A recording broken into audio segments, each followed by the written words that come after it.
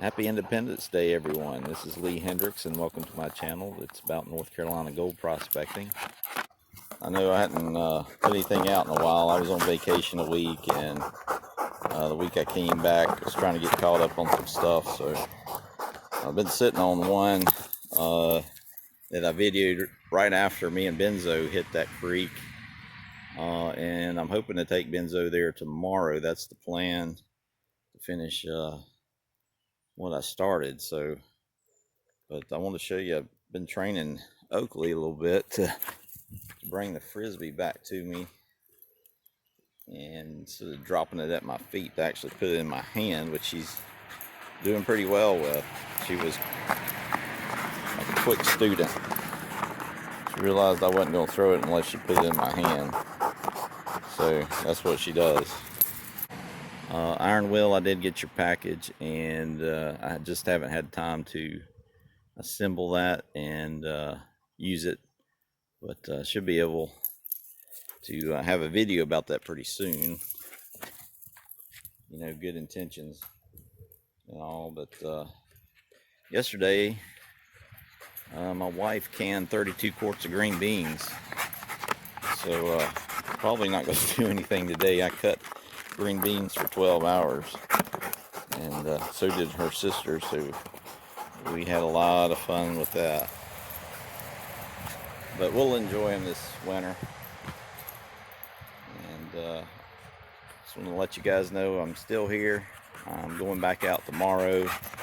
And this next video you're going to see is, I think it's interesting because of how the gold is trapped in that sandbar. And it's not the usual sandbar. You'll see there's lots of big rocks in there.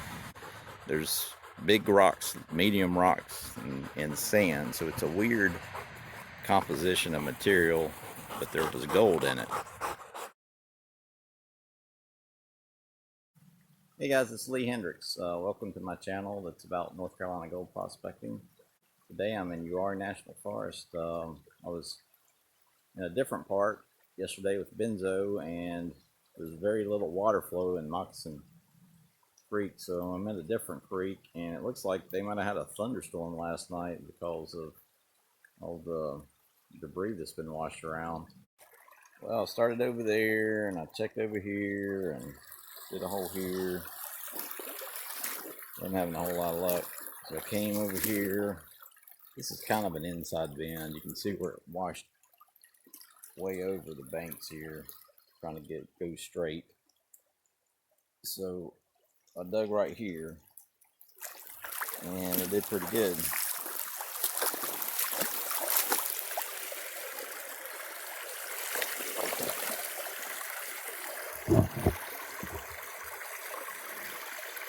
It's a nice little flake right there, and a couple little dots. So I'm gonna get a bucket, start classifying right here. Plenty of areas to sluice, so see what I can come up with.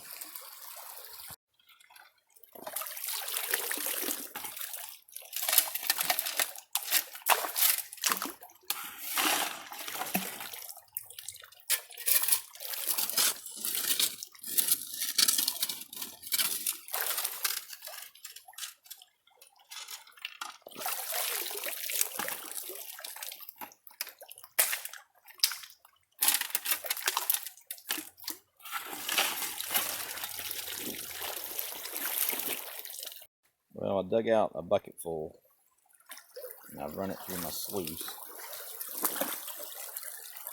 And you can see all the black sand in that first riffle.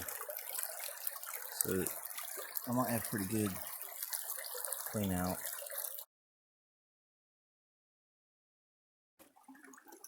Well guys, I've told you that you never find gold in real sandy ground. I'll have to take that back because I've done it right here. And it's kind of the very tip of a fallout zone. You see where the grass got washed down and beat down from the flood, and then things started settling out right in here, getting on down that rock bar. But it's there's no clay, there's no goo to this at all, but there's a lot of black sand locked up in the sand regular sand, and you see how small the gold is, but there's a lot of it. There's, you know, a few big chunky pieces in there that you wouldn't expect to see in sand. So this is really cool because I can process this fairly fast, other than the black sand being in there. But yeah, this is kind of unexpected, and I wanted to share that with you. So we'll do a few more buckets and probably head on out. It's kind of late already, so unfortunately I'm not going to reap the rewards today, but I know where we're at. I can get back some other time. Look at all these little pieces here. We talk about flour gold. That is some of the smallest that I've ever seen that much of in one pan. That's from one bucket, and it's all from this one little hole here. So interesting little spot. I'm gonna keep on digging and see how much little teeny tiny gold I can come up with today. Just to give you guys an idea of how sandy this stuff is, watch this.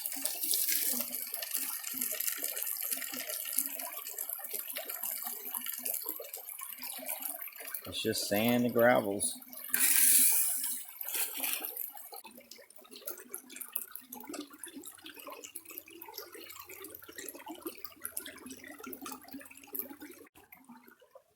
Okay, here's the next bucket, and that's not bad.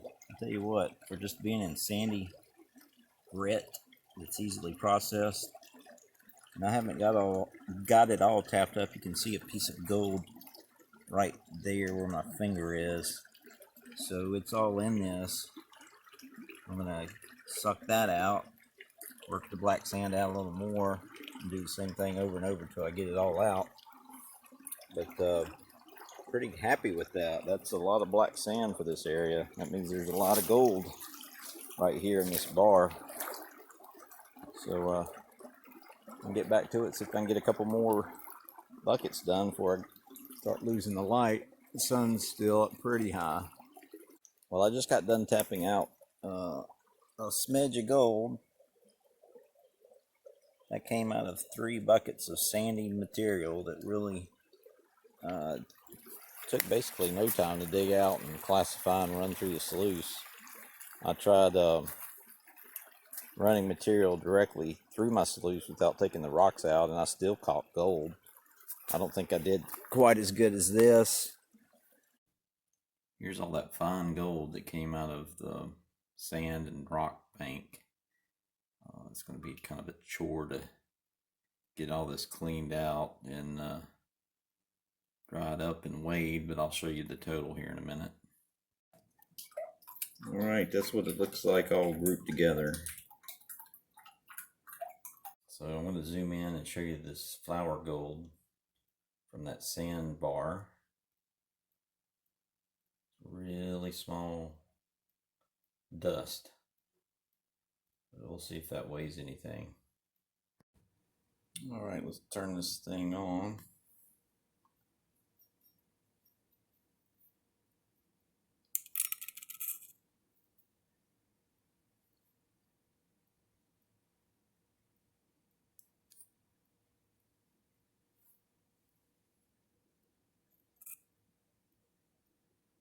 Dump this little bit of gold on here.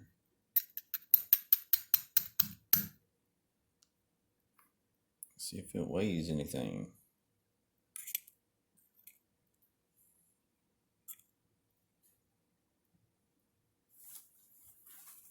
.03 or .029. You can at least see it a little bit. It shows up.